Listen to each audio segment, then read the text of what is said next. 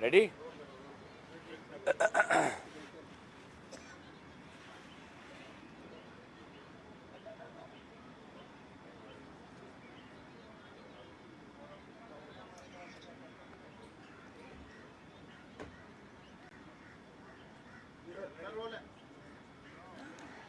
नमस्कार दोस्तों, आज मेरे साथ शोलापुर की हमारी नवनिर्वाचित सांसद प्रणीति शिंदे जी और AICC media coordinator Vineet Punia ji हमारे साथ हैं। और हम आपके पास आए हैं सबसे पहले शोक जताने के लिए जो हाथरस में लगभग 100 से ज़्यादा लोगों की मृत्यु हुई है।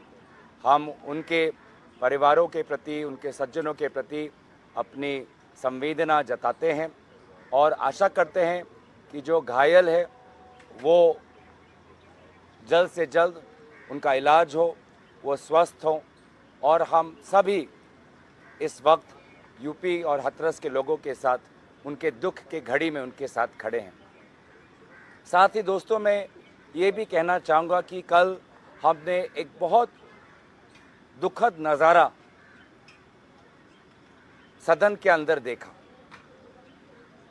कांग्रेस पार्टी की मांग और विशेष रूप से आदरणीय राहुल गांधी जी की मांग ये थी कि इस 18वीं लोकसभा सत्र में राष्ट्रपति अभिभाषण पर मणिपुर के दोनों सांसद अपनी बात रखें।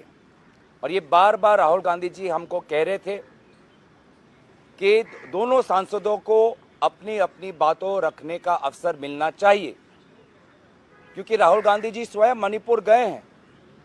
उन्होंने मणिपुर में समाज के बीच में जो बंटवारा हुआ है देखा है। सिविल वॉर जैसे एक वातावरण वहाँ पे है। और इसीलिए राहुल गांधी जी जानते थे कि अगर हमने एक पक्ष को आवाज़ रखने का अवसर दिया और दूसरे पक्ष को आवाज़ रखने का अवसर नहीं दिया तो बहुत गलत संदेश सदन से मणिपुर के लोगों को जाता है।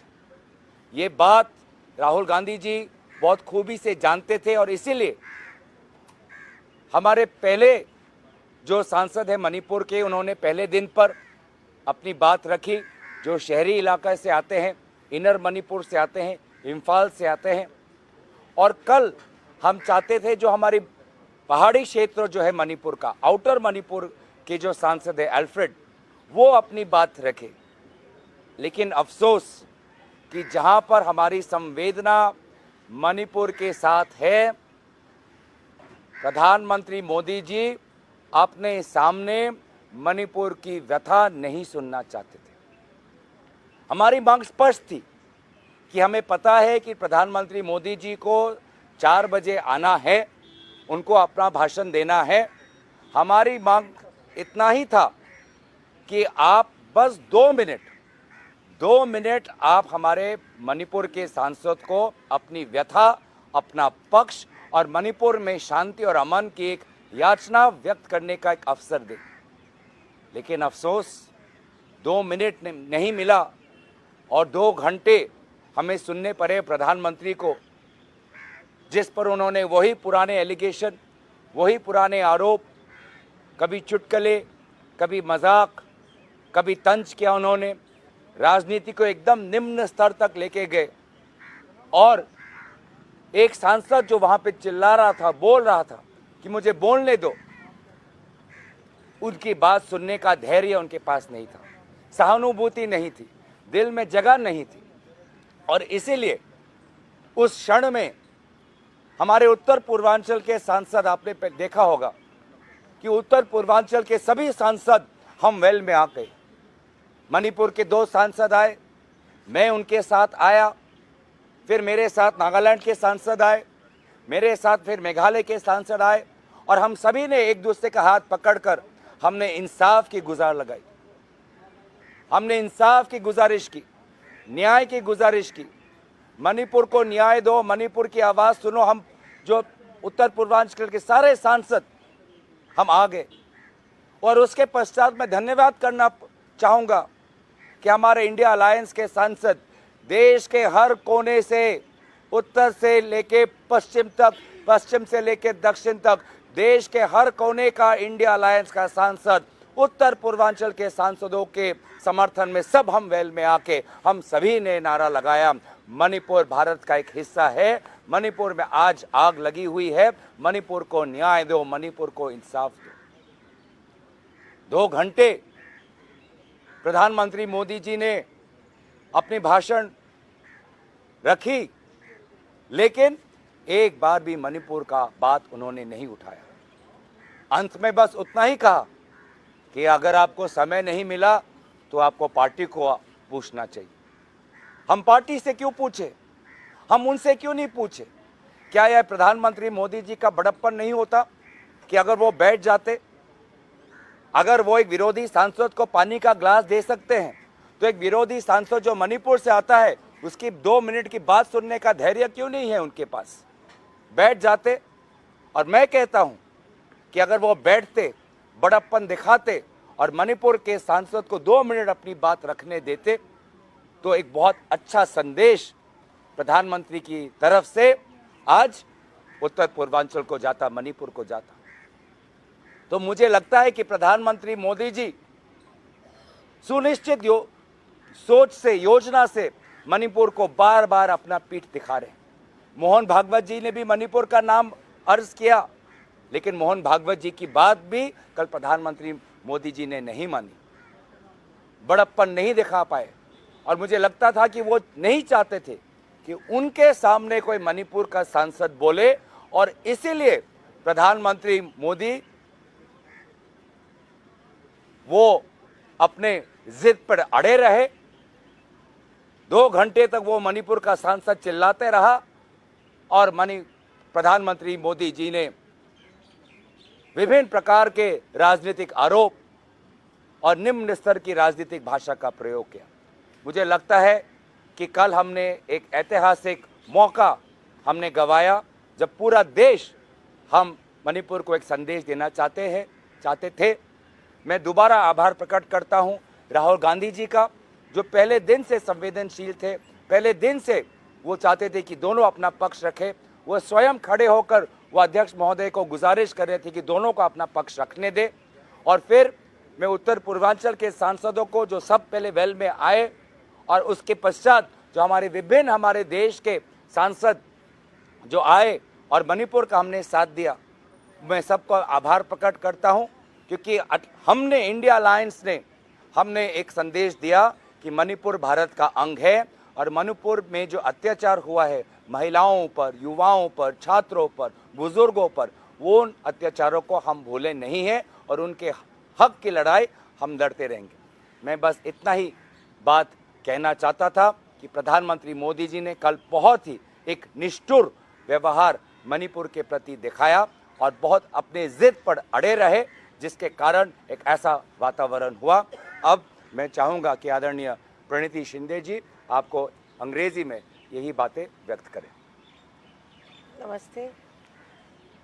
I offer my condolences to the victims who died and their families of Hathras and the stampede that happened in Hathras yesterday, and 106 people who died. The Congress Party offers condolences to their families.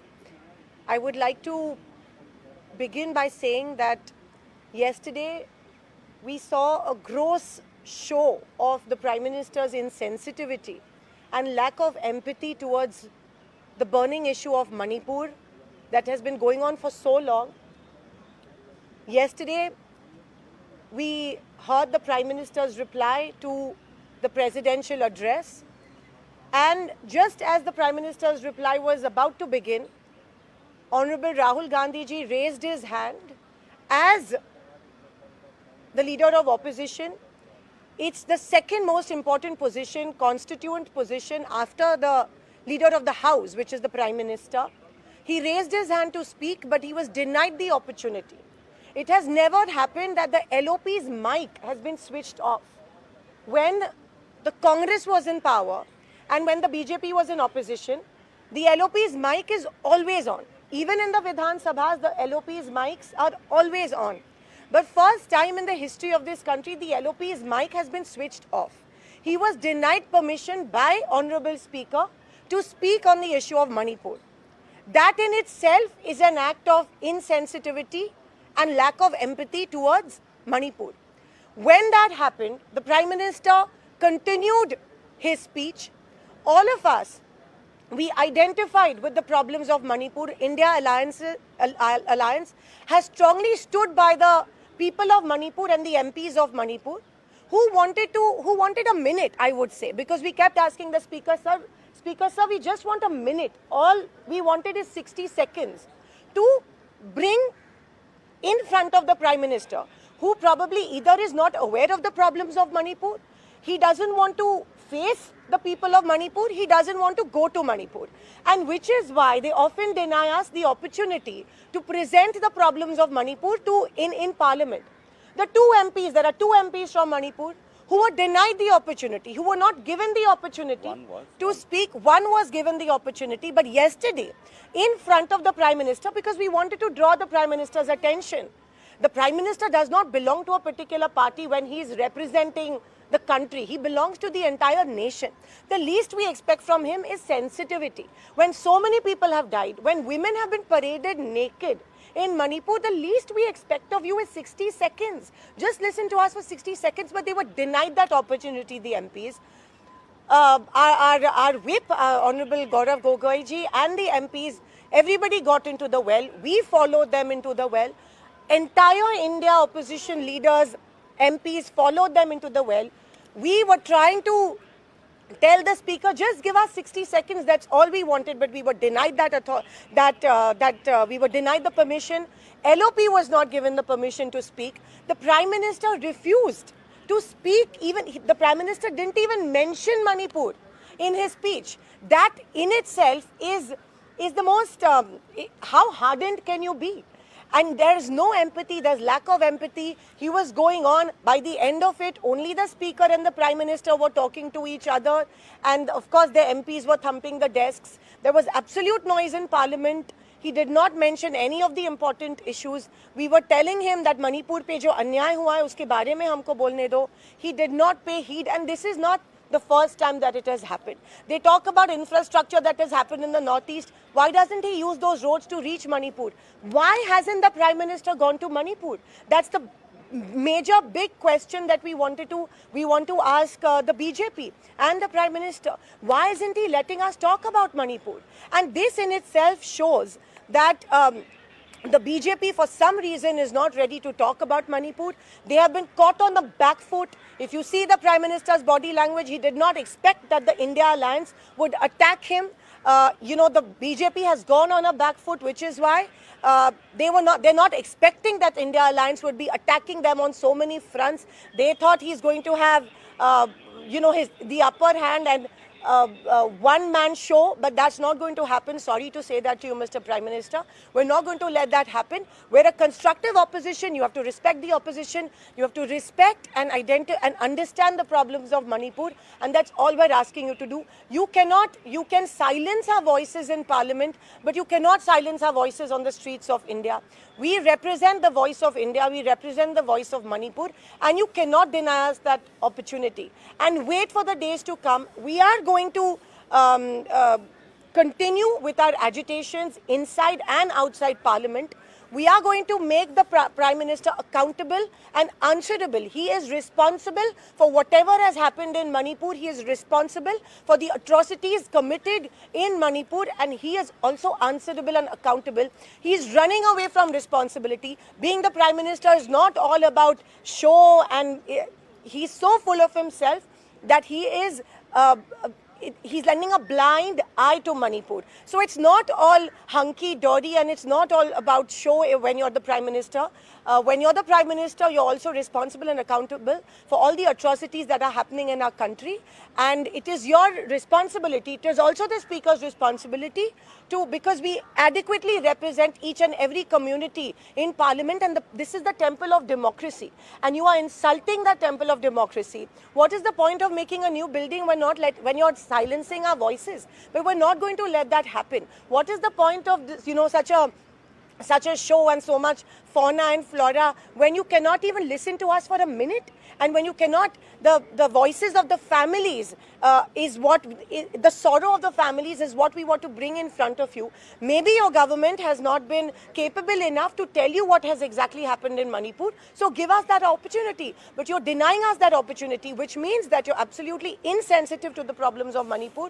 You don't want to talk about Manipur, you don't want to go to Manipur, and you don't want to do anything about it. You have not lent your shoulder to cry on to the families of Manipur, and if the Prime Minister of a country behaves in this way, it is an absolute shameful, and it is an absolute embarrassing thing for any Prime Minister of the country, and it is shameful. I think all of us need to hang our heads in shame if the Prime Minister of the country is behaving in such a manner. Thank you. Thank you.